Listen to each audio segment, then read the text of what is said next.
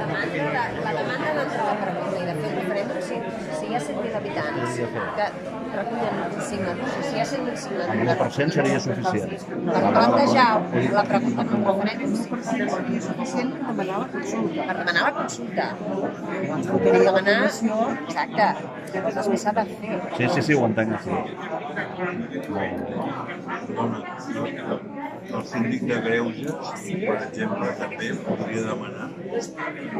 Per mi no, és una figura diferent. El síndic de Greuges el que et fa és defensar a la ciutadania respecte de greuges que comet l'administració amb els drets que tenim els ciutadans.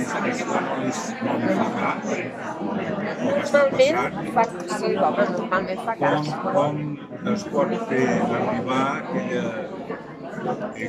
petició de més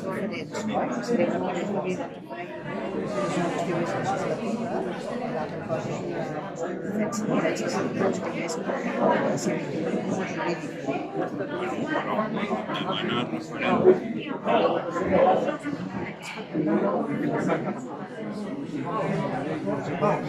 Llavors allà establia un percentatge diferent.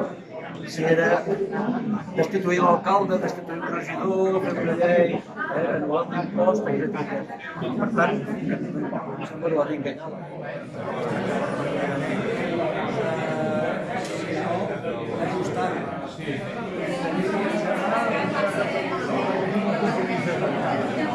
No només limitat. Jo crec que amb 8 anys tu tens que poder tornar a la teva feina.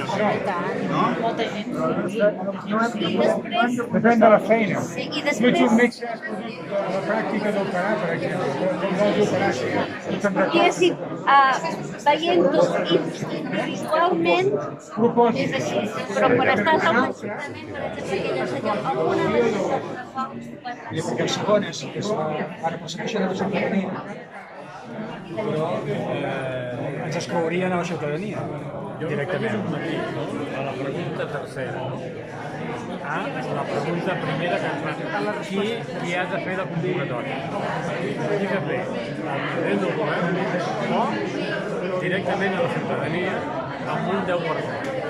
Són dos propostes. El president